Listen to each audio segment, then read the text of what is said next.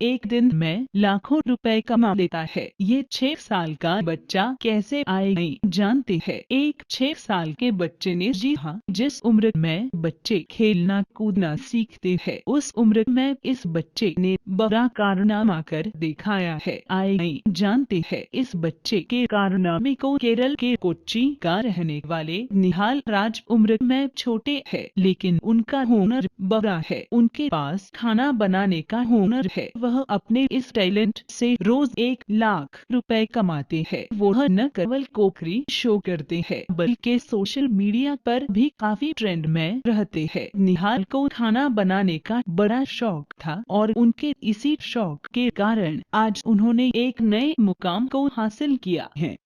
निहाल राज ने 2015 में अपना YouTube चैनल लॉन्च किया। जब बात लिटिल शेफ की हो तो हर कोई उनकी बनाई रेसिपीज को ट्राई करना जरूर ही चाहेगा। इसलिए आज निहाल राज के YouTube चैनल पर काफी सब्सक्राइबर्स है। निहाल को अमेरिकन पॉपुलर शो में पुट्टू नाम की एक रेसिपी के लिए अवार्ड भी दिया गया। वो YouTube चैनल पे खुद के कुकिंग शो भी चलाते हैं। दोस्तों, ये वीडियो आपको कैसी लगी हमें जरूर बताएं और चैनल को सब्सक्राइब भी कर दें।